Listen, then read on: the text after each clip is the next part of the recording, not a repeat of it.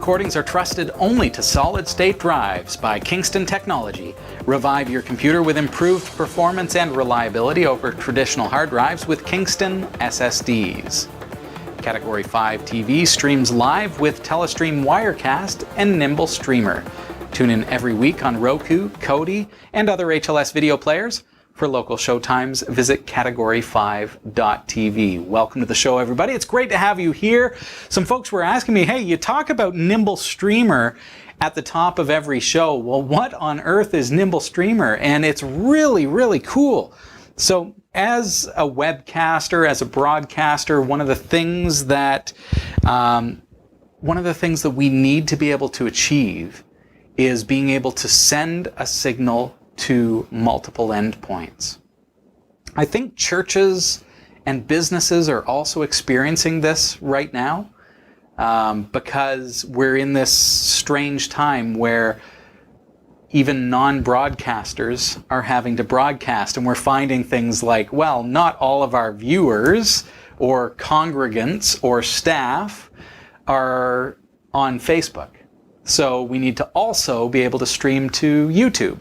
And we need to also be able to stream HLS to a Roku player and things like that. So what's really, really cool about Nimble Streamer is that I have it installed on a co-located server which has a 100 megabit fiber connection. And that fiber connection is basically our backbone. I don't have that here. I'm actually really, really pleased about what we get here in our new studio, Studio E.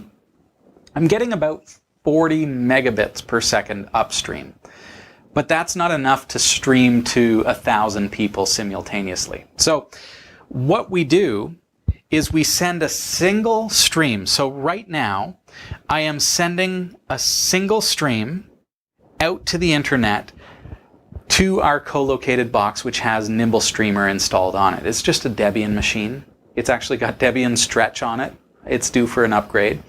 And with Nimble Streamer, what it does is it takes that stream that we send it, it's like an RTMP stream, and it converts it to the different formats that are required, and it sends it to all of the different endpoints. So that's YouTube, Facebook, Roku, Kodi, Plex, HLS, set-top boxes, over-the-top, Vimeo, and everywhere, all from one feed. So what is Nimble Streamer? It's like the master kind of redistributor of our live feed. And if you're trying to do live video and you're trying to get live video out there right now, it's the only way to do it. It's really, really fantastic. And you'll want to follow the links below in order to, in the description below, you'll find a link to Nimble Streamer, which will take you there. So things are a little odd around here at Category 5 as well. I'm not actually in the studio, I'm in the producer's room, as you might have noticed. So this is where I produce the show. Never intended to be a broadcast studio. Well, why am I actually here for episode number 648? Well, that comes down to the fact that through this pandemic, it's been a challenge for me. It's been a challenge for all of us, hasn't it? But it's been a challenge for me to get to this point where we can broadcast. I am live. So hi there, everybody. Skyrider64, Marshman, Sad Sack 963. Hello. And I did see Solbu and Mini Marsh, Bob K54, Noman 5. So I'm here live, but and so we're broadcasting live through Nimble Streamer and from Wirecast. So this is Telestream Wirecast. When I say Telestream Wirecast, that's what this is. But I can't have a contractor come to our studio. I can't have our builder come here and run the necessary cabling and the conduit in order to get the feed from there, the next room over, our studio, to where I am sitting right now, which is the producer's room. So this is where everything is meant to come to. So everything comes in over here. I mean, that's what is meant to happen. So this corner here is kind of going to be where all the cabling comes in from our main studio into our main broadcast rig, which is here. You can't really see it. It's off camera, but it is right here. Like this stuff is sitting on top of the server. This is our server rack. So I have our main storage servers here. Our data backup is here. So this is the unit that I can pull a drive and take this drive home with me. And this is a Luke's encrypted 10 terabyte hard drive. And it's a mirror, so it's constantly being mirrored to multiple hard drives. Then we've got our audio rack up here. So as you can see, audio is happening right now as I speak. So I'm speaking on a lapel tonight, as opposed to the headsets that we used to use. And it comes into our audio rig. So here's the audio receivers for my mic pack. So it is wireless, and these are the antennas for that, which are able to get through the wall just no problem at all, just like butter. And then we've got an Ultramizer Pro audio processor, which is a compressor. So that makes sure that I'm not too loud, not too quiet. Then we've got a Sonic Maximizer from BBE, which is essentially that is an audio exciter. So we add a little bit of Christmas to the sound with this unit here. If I turn that off, you're going to notice the difference. So watch this. Now it is off, and you can immediately hear that it's just not as sweet. And in the industry, we call that Christmas. But it's that little shimmer on the microphone. So when I turn that back on, now it's back on, and now you can hear the difference. And then this guy here from American Audio is just simply so that I can see that our mics are working. That's just a VU, volume unit indicator. And that kind of is everything that goes on there. But over here, which you can't see, is our entire audio rack. So this is where the Tascam is. So everything is going through a mixer over here. I will show you in a virtual tour in time as we kind of get things set up. But so all that to say, everything is very, very makeshift. And I know you can't really see how makeshift it is right now, but wires are strewn. Like, do you see this? This is one of the wires that is critical to tonight's broadcast. So this is kind of how things are going. This is a wire that is critical to tonight's broadcast. These are the cables that are feeding back my mic audio into the rack that I showed you here from the mixer, which is over here. So everything is very makeshift because we can't hire in the helping hands that we need in order to get everything done. So I'm here doing the best that I possibly can to do my best to be ready to bring you a show. And we're not quite there. I feel like we're about 3 weeks out. And I promised that I would be on the air and broadcasting by this time. So April 22nd was our date that we had arbitrarily set and achieved, never knowing that there was going to be this pandemic, never knowing that we were not going to be able to just get the contractor in, get Jeff and Henry over here and do the news and do everything else that we need to do. We do have a treat for you today because there is one person who is allowed to be within 6 feet of me, and that is my wonderful wife, Rebecca. And so she is going to be joining us to provide the news today. We also have Robert Koenig, who is here with us vicariously through the interwebs from Florida. As you know, he brings us his show from the comfort of his home, and that is the Crypto Corner, which is going to be coming up in just a few minutes' time as well. So we're looking forward to that. Now, there's a series that we're going to be starting here on Category 5 Technology TV, and that is to do with advanced routing technology from MikroTik. It's called Router Board. I want to show you this thing. This is a router board. This one is called the HAP AC Router Board RB962UIGS. And it looks just like a standard router, right? Look at that. But what is amazing about these boards, about these routers, about MikroTik as a brand, is that they are a disruptive technology. You're familiar with disruptive technologies. These are innovators who come out and just completely flip the industry on their heads. What is amazing about MikroTik is that the features of the firmware are not restricted. And what I mean by that is there are companies like Cisco, for example, who you have to pay licensing fees in order to get more kind of industrial, business-like features and the high-end features. You've got to pay through the teeth sometimes for licensing to be able to unlock those software features. Now, MikroTik has a different approach. They say, you know what, even if you buy our $40 router, we're going to give you the full software, everything. You're going to have access to everything. So the only limitation that you have with a MikroTik is the hardware.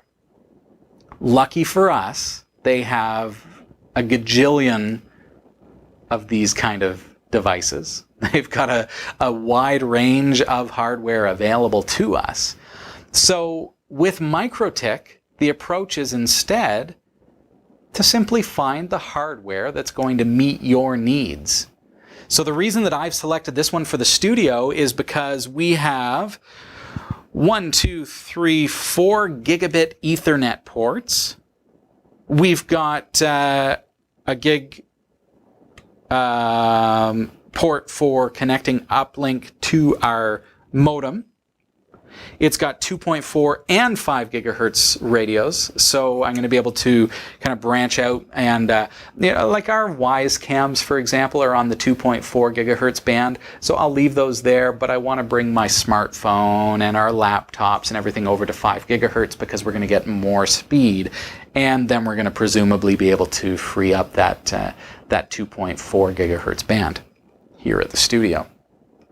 There are a couple of different things that are really, really neat about this device. I mean, they are really, really hardcore good quality, but they are about a tenth of what you would expect to pay for similar features. And I really, really mean that. I mean, you'll notice on the side there's a USB port. One of the first things that I ever did with a router board is I used that USB port, which by software, because it's not limited, remember? So I wrote a script that could turn on and off the power to the USB port. Why would I want to do that? Well, USB is how many volts? 5 volts. I picked up a 5 volt relay. And I set it up so that a USB cable went into that relay, and I could, in the software, turn off and on the power to that relay, basically tripping the circuit. So that relay then had the power cable, which was 12 volts, going to my modem. My router board was then, the software was checking every 5 minutes, is Google responsive, is Twitter responsive, is Facebook responsive, and a couple of other websites, including my own. Are they responding to pings? If they're not responding to pings, let's try again in 5 minutes. And if they're still not responding to pings, I'm going to cut the power on the USB port. And what that then did is it cut the power on the relay, which tripped the 12 volt signal to turn off my modem. And then it waited 5 seconds. I programmed that into this, and then fired it back up again. The relay tripped back, the modem powered back on, and essentially what I had done is I'd unplugged and plugged back in my modem without ever having to be present or even know about it. As soon as the internet seemed to go down, because this is a very common problem at the time with my particular modem, I would have to power cycle that modem basically like once every few weeks. But by using a MikroTik, I was able to do that programmatically using the USB port. So all that to say, it's completely open in such a way that I can utilize all of the features of the router without being software restricted, even to the point of I can program the USB port to power on and off my modem. Come on now. They're so cheap. They're like a tenth of the price of a Cisco, for example, with similar feature set. We do have links for you at cat5.tv/microtik. That's MIKROTIK. They got to spell it weird so that our links will be weird for you. Because they don't have the software limitations, though, I mean, you can do so very much with it. So over the course of the coming weeks, what we're going to be doing is we're going to be setting this up. This is the one that I selected for the studio. I'm going to be setting this up as a basic router. So just basically what you would need for home. It's going to protect you better than what your ISP is providing for you, significantly better. It's going to be a lot more robust. It's going to give you a lot more control.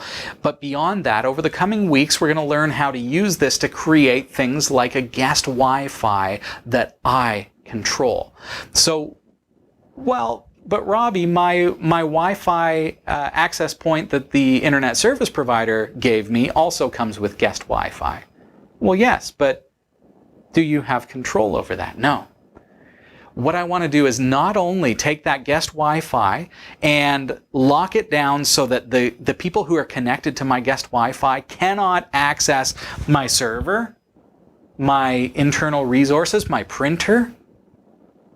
I want to lock that down. But also, I want to restrict how fast they can travel through my internet connection. In other words, I want to throttle their bandwidth.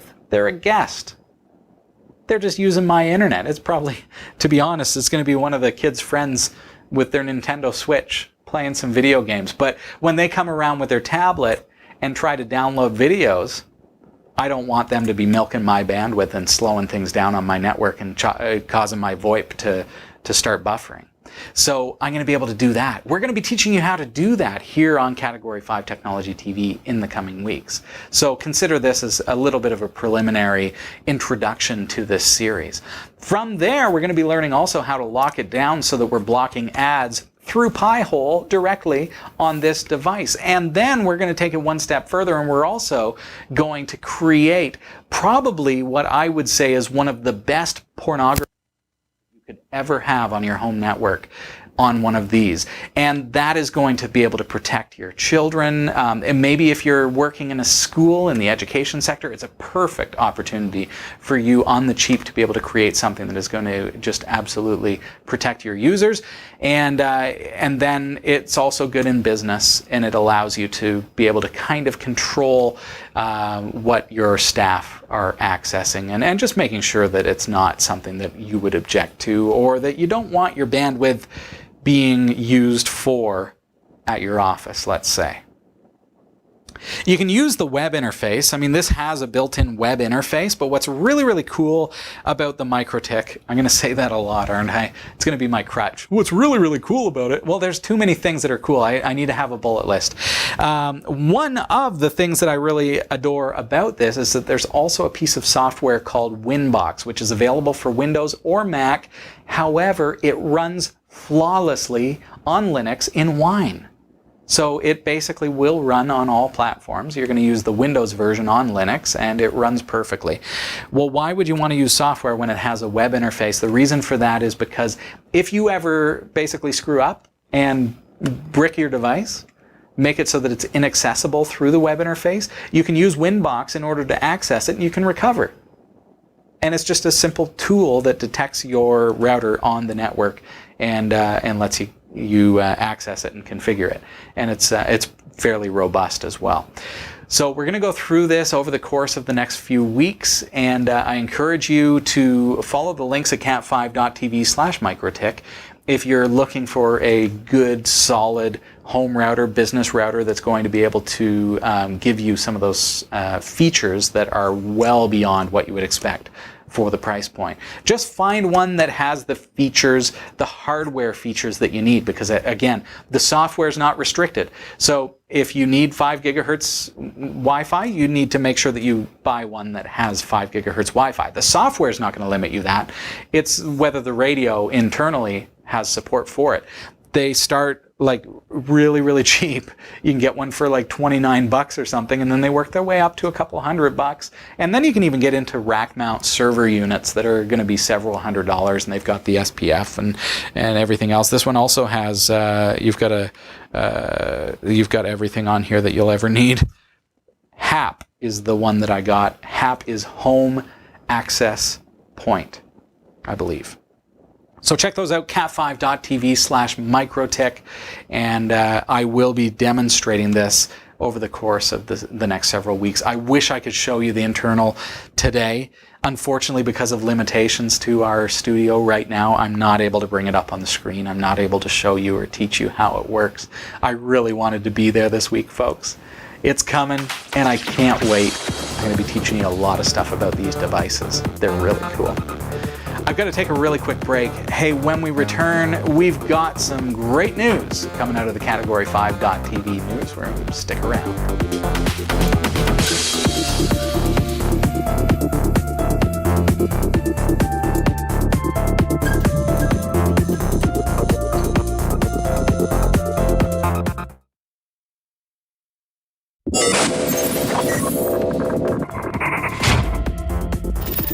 Welcome back, everybody. This is Category 5 Technology TV, looking at our Discord, which you can access if you go to our website, category5.tv, and you'll click on Interact, and the first option is to join our Discord server. Well, what does that give you? It gives you access to all these channels. I mean, we've got pictures behind the scenes. We've got all kinds of stuff like video editing, and there's the mixer. If you want to see what the mixer looks like, it's all there. We've got behind the scenes pictures. We've got pictures of Jeff Weston and Robbie Ferguson and Becca Ferguson all together at Life 100.3 about 20 years ago. And everything else. I mean, it's a great way to communicate with the community as well. Marshman saying, this episode is like a higher quality version of the first seasons of Category 5. That's exactly right. Except there's more people here. And yes, definitely higher quality. Oh boy. Swesig, or SWSG, one of these days you're going to tell us how to say that. Says that they have a MikroTik router with 10 gigabit Ethernet. Very good stuff. Yes. All right. And we're going to be learning all kinds of neat things with that. And some people mentioning things like OpenWRT and maybe Tomato or DDWRT, for example. Now, I have routers that I have DDWRT on, and MikroTik is mind-bendingly better. I will promise you that. If you've never used it, you'll just be floored at the quality and the capabilities. And don't listen to me. Don't just be like, oh, Robbie said they're good, so I'm going to go buy one. No, hold off, save your dollar bills, and in the coming weeks, I'm going to be showing you how it works. I'm going to be setting it up, and you're going to be like, oh my goodness. And it's going to be incredible, and you're going to be all up on that. I am very shiny. Thanks, Marshman. Looking at the... all right. Question from MainGeek75. On the router, how does that router stack up to one that is AC1900? So quick Google search, AC1900. What is so good about an AC1900? Okay, so immediately an ASUS router is something that is going to have a lockdown firmware. There is no way that an ASUS router is going to have that unlocked. And correct me if I'm wrong, please do, and comment below. I'm not familiar with these devices, but I know that consumer gear usually comes with a very locked down firmware, and that's why projects like DDWRT and Tomato exist, because it allows you to unlock devices like that, your consumer gear. What this is it's professional gear. It's pro gear. It's more like, you can't compare it. I mean, form factor wise, you can compare it to something like a consumer router. Product and feature wise, you've got to compare it to something like Cisco. And I'm talking something that's 10 times the price. All right. So when we look at this over the course of the next little while, you're going to see why it is the better solution. Skyrider64 has a very valid question. Listen up. How secure is it? How secure is a MikroTik router board router? Well, Let's just say, because it's open software, without getting into all the details right now, and I don't mean open source or anything like that. I mean open as in the features are unlocked. Because you have no locking on the software capabilities of this, you can do all kinds of stuff. How secure is it? Well, you can lock it down absolutely, 100%. You can lock it down so that only certain IPs or certain MAC addresses are able to access. It's probably the most secure router OS firmware that I've ever seen. And because it's so incredibly customizable, and you're going to see that over the course of the series, because it's so customizable, you're going to be able to create the level of security that works for you. I'm going to be securing it from two sides. So first side is the one that we always think about. Skywriter 64, we always think about how secure is our router for hackers getting in. That's one thing. Very secure against that, right out of the box. But we can even firm it up even further because the firewall does not allow anything through unless you say it's allowed. So basically nothing gets through this unless you say it can get through. Then I take another approach and I say, because I mentioned about how I'm going to be creating a guest Wi-Fi. With that guest Wi-Fi, I'm taking the opposite approach where I'm protecting my internal infrastructure and protecting my internet connectivity from someone using that Wi-Fi maliciously. That means they're not going to be able to access pornography, they're not going to be able to access sites that I don't approve of, and they're not going to be able to access my files, they're not going to be able to access my printers, my network resources, anything at all. They're going to have their very own virtual wireless LAN, and I'm going to have full control over the security of that. It's going to be incredible. Thinking of the Wi-Fi capabilities of a router board, they have very good Wi-Fi built in, and that's one of the reasons I wanted one for the studio, is not just for the configurability of it, but because it has really good range. I'm going to be able to get 2.4 gigahertz, 5 gigahertz, a lot further than the modem that came with my ISP. It's going to be a lot better. So if you have questions for me in the chat, in Discord or IRC, hey, please post them. Say hello. I will do my best to read them on air. So keep it safe for work. In the meantime, we do have to head over to the newsroom, so Becca Ferguson is over there. Let's head on over. Here's what's coming up in the Category 5.tv newsroom. The video game cloud streaming industry is getting shaken up as Nvidia loses more big names and Microsoft readies its market killer. Netflix has released its first quarter fiscal year results for 2020 and revealed some unusual coronavirus impacts.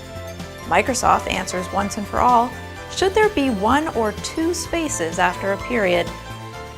Apple is preparing to develop its own processors for Mac computers to be rolled out as early as next year. Drones will be used to carry medical supplies to the Isle of Wight. And the Pentagon says the video of UFOs that were leaked in 2017 are real. Stick around, the full details in this week's Crypto Corner are coming up. This is the Category 5.tv newsroom, covering the week's top tech stories with a slight Linux bias. From the newsroom, I'm Becca Ferguson.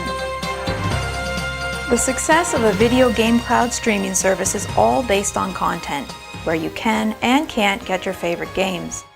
The industry is getting a shakedown as Nvidia's GeForce game streaming service has lost 4 big-name game publishers, with Xbox Game Studios, Warner Bros., Codemasters, and Clay Entertainment pulling their titles by the end of the week.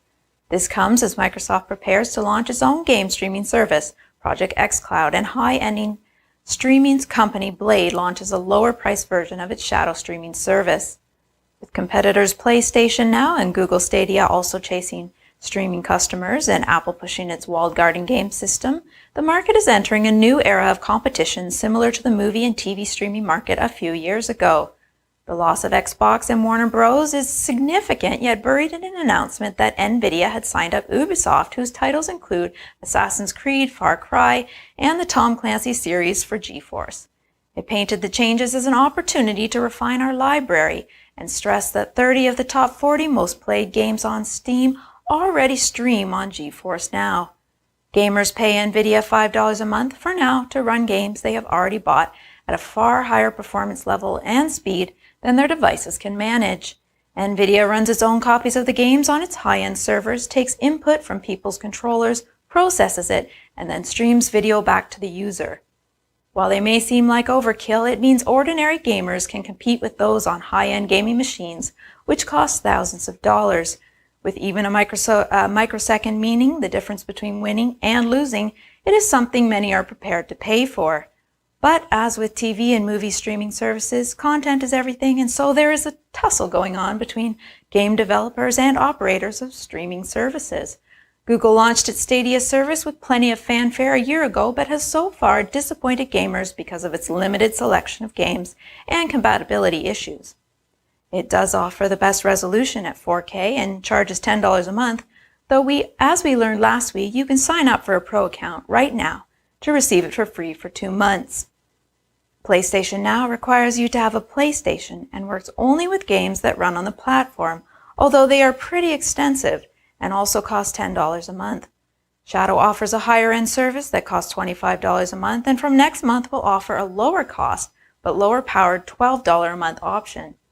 As for Microsoft's upcoming Project xCloud service, due to launch anytime soon, it won't require users to own an Xbox, and pricing has yet to be announced. Having released its first quarter fiscal year results for 2020, Netflix has revealed some unusual coronavirus impacts. Made most plain in its Form 10-Q, Netflix said, the COVID-19 pandemic has also led to an increase in our net paid membership additions relative to our quarterly forecast and historic trends. Indeed, the company reported 15.5 million new subscribers in the quarter for a total of 182.86 million, almost double recent quarter subscription growth. But the filling mourns the surge may not be indicative of results for future periods. CEO Reed Hastings' letter to shareholders opens with, "In our 20-plus year history, we have never seen a future more uncertain or unsettling," and goes on to explain that onboarding a rush of new users has actually damaged Netflix average revenue per user. The CEO also explained that the pandemic will impact the streamer's pipeline of new shows because most film crews worldwide have had to stop working, although animators were quickly back at work and writers mostly just kept writing.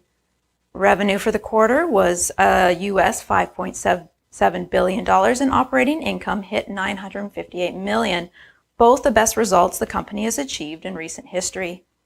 And that's after taking into account the strength of the US dollar, which reduces the value of subscriptions in other nations. Hastings also wrote that Netflix investment in caching systems appears to have paid off, both in terms of user experience and letting it respond to the government request to reduce its impact on networks. The company has also blogged about its introduction of support for TLS 1.3, which means it can do a full handshake with a device with one round trip, or sometimes without a round trip at all. That translates into faster starts for streams and less traffic on networks. Subscribers ought not to expect more new features at this time. Hastings' letter added that while Netflix devs are now working from home and that transition has gone well, they have temporarily reduced the number of product innovations while continuing to release features they believe will add meaningful value for members, such as improved parental controls. With the advent of word processors, we saw a great debate take shape. Should you enter a single space or a double space after a period? The double space was a holdover from the days of the typewriter, and even now some people still do it. If you're one of them, you might want to prepare yourself for a certain update that's on the way to Microsoft Word. Microsoft has decided to drop the mic, siding with those who prefer a single space, as test builds of Microsoft Word now treat a double space after a period as a typo. When you allow the word processor to correct the error, it'll change it to a single space automatically. According to The Verge, while this feature is only in testing for now, it won't be long before it rolls out to the entire Word-using audience on desktop. The good news, however, is that you won't be stuck forever looking at those error lines underneath your double spaces if you don't want to. In a statement to The Verge, Microsoft's partner director of program management, Kurt Gregerson, said that the double spacers of the world will be able to ignore the error flag and continue overusing their spacebar if they so choose. Gregerson said, "As the crux of the great spacing debate, we know this is a stylistic choice that may not be a preference for all writers, which is why we continue to test with users and enable these suggestions to be easily accepted, ignored, or flat out dismissed." We wanted to know how the free alternative LibreOffice was leaning. In the LibreOffice community forum, user Shankapalooza calls two spaces needless extra work, saying if you had to take 2 breaths for every one, it'd be a tad laboring, no? And designer and typographer Hank C. Meerhoff says, in any part of the European mainland, it was never done or abandoned over 50 years ago. Double spaces will come back to bite you in some form. As it turns out, LibreOffice already defaults to change double spaces into single spaces and has for the past several versions at least. Though as Pierre Yev-Samyan points out, it can be changed in the Tools, Autocorrect Options menu on the Options tab by checking on Ignore Double Spaces. So there you have it. Microsoft isn't quite pushing out the double spaces yet, but they're following LibreOffice's lead, and it feels like a big win for the single spacers. Expect to see this feature land in Microsoft Word in the months ahead. We've got to take a quick break. The Crypto Corner and more of this week's top tech news stories are coming up, so don't go anywhere.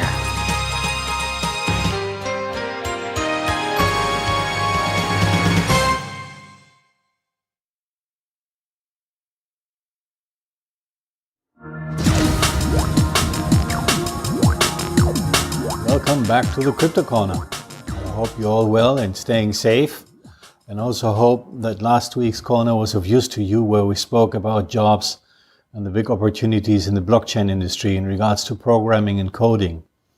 I forgot to mention one website which I use to learn Python, which is called hackerrank.com. That's HACKERRANK.com, which gives you every day little tasks to achieve, and that's how I learned quite nicely to learn in Python, and it's free. So give it a try.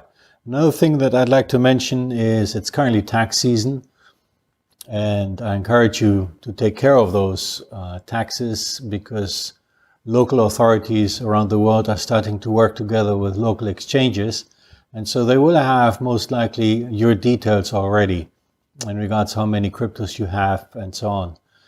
There are plenty of websites that you can use, and they're very very good in price also, so it's fairly cheap to use them, and they are clever in the sense that they also give you advice when to add or when to change a position of your cryptocurrencies in regards to safe taxes. So make use of those websites.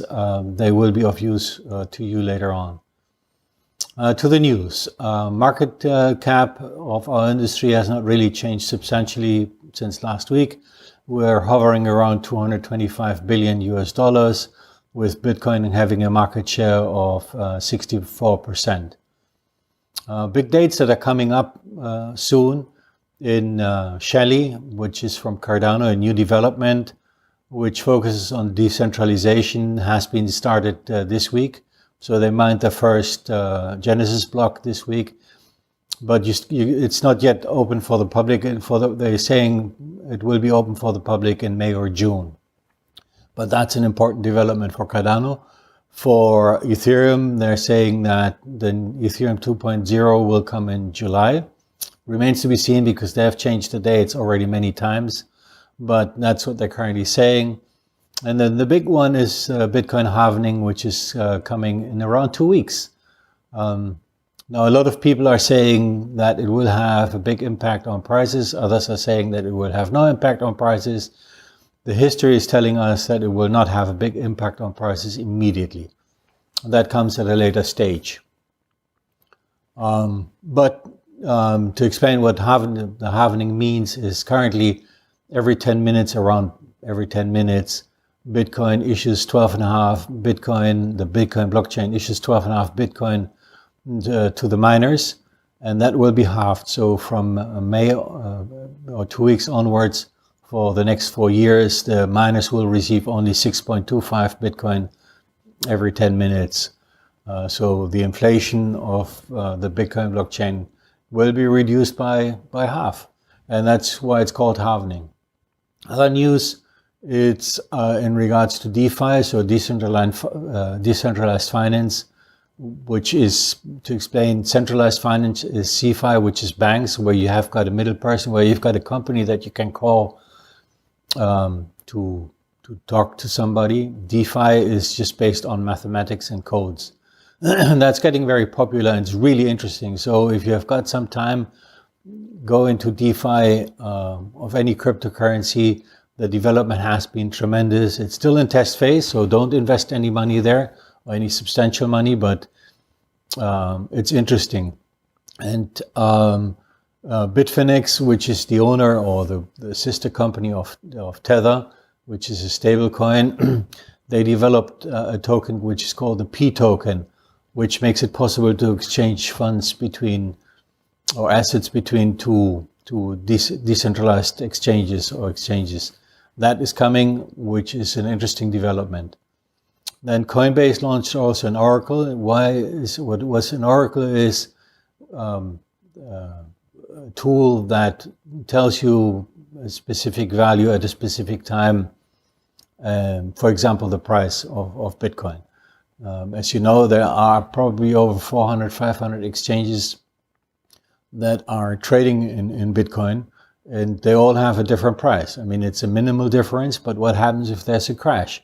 Then the difference between those exchanges will be substantial. And that is of importance for example, these DeFi platforms. Which price should they use if they have to liquidate a position?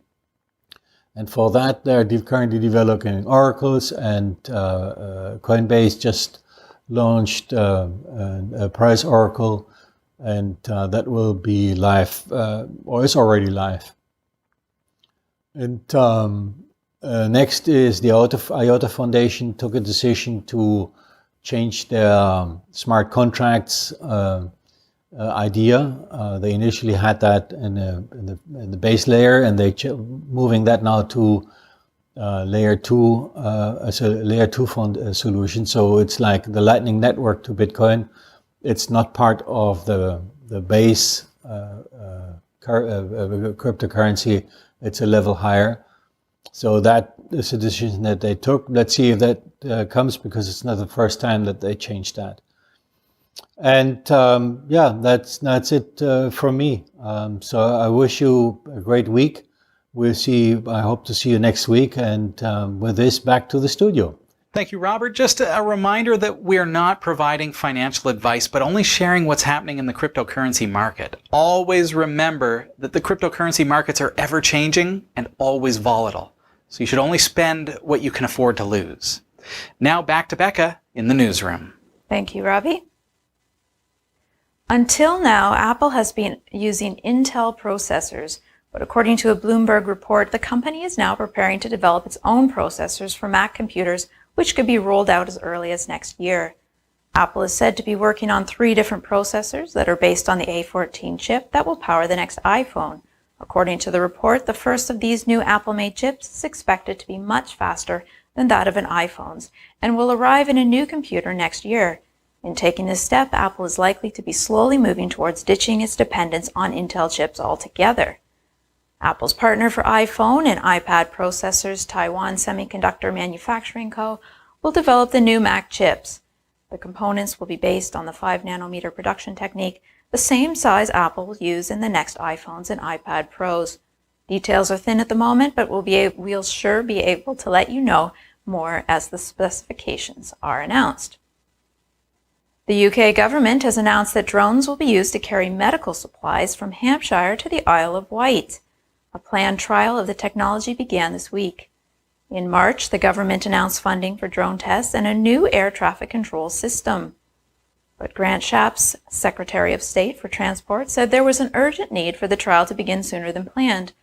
Ferry crossings to the Isle of Wight are currently reduced due to the spread of COVID-19. An unmanned aerial vehicle can make the crossing to the Isle of Wight in about 10 minutes.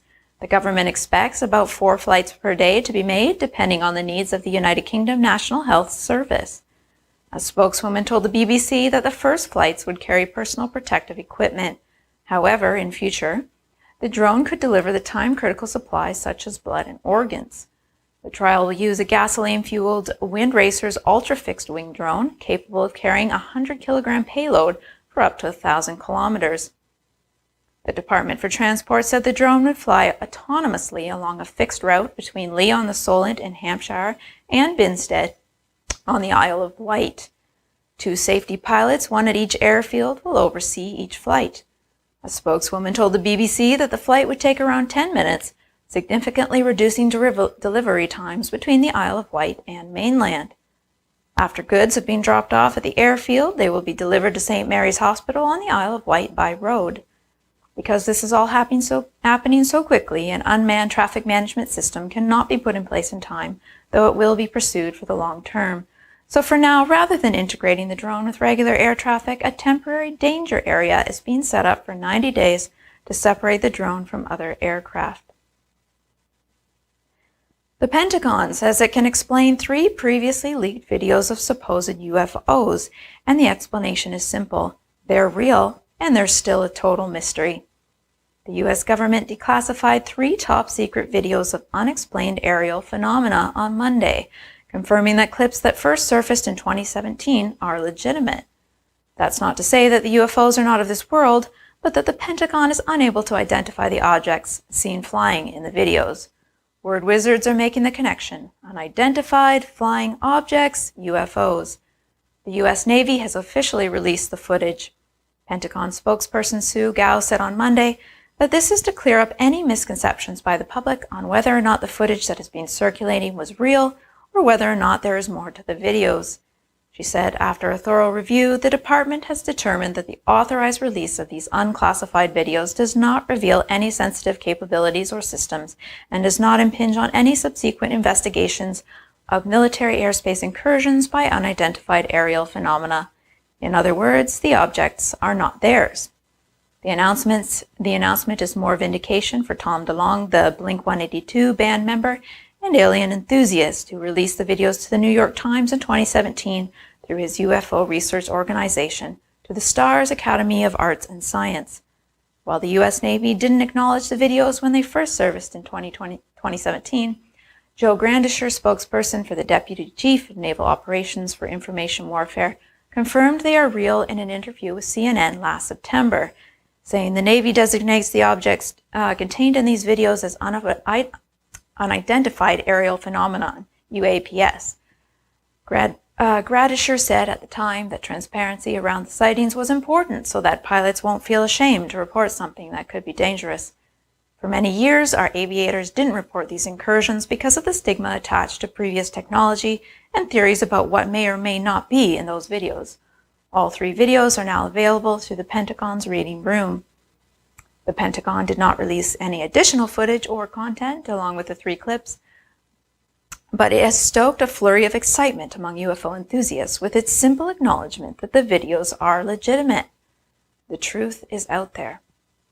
Big thanks to Roy W. Nash and our community of viewers for submitting stories to us this week. Thanks for watching the Category 5 TV Newsroom. Don't forget to like and subscribe for all your tech news with a slight Linux bias, and if you appreciate what we do, become a patron at patreon.com/category5. From the Category5.tv Newsroom, I'm Becca Ferguson.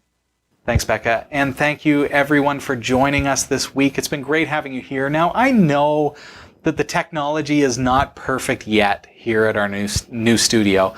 Part of that, a large part of that comes from the fact that nobody saw our current world, kind of like how things are in our world. We never saw that coming. And it's hard to set everything up and get everything working the way it should when I can't have folks here helping me. And so I appreciate your understanding in that. I appreciate our staff. I so greatly just want to send a big thanks to Jeff Weston, Henry Bailey Brown, Sasha Rickman, who all three couldn't be here today because of the technology not being there. And big thanks to Robert Koenig, who was able to be here by the technology that he's able to use. And to my wife, Becca Ferguson, for being here physically and being able to, fortunately, she's able to be here physically because we are not having to be isolated from one another as husband and wife. So that is a wonderful, wonderful blessing for me and for the show to be able to have a news anchor who is going to be able to help us carry the show over the next little while, as we just don't know when this whole thing is going to let up and when things are going to change. So thank you to the team. Thank you to everybody who has helped put this together this week. In the meantime, I do believe that every single week we're going to get better and better and stronger. So please be here. Thank you for your support. Please go to our website, category5.tv, not only to support us, but also to get free content for yourself. A couple of the quick mentions that I'll just say that have changed this week is that we've now introduced 1440p downloadable video. So everything from episode number 647 onward, you're going to be able to download in full Ultra HD video format. So not just 1080p, not just HD, but Ultra HD 2K video. You're going to be able to download those directly, and it's absolutely free. That's category5.tv. There's also some great products that we mention on the show that you're going to be able to follow some of our affiliate links that help support the show, but also give you a great deal as well, and help you to support those who support category5.tv. And that's important as well as we think about, you know, this current situation in our world.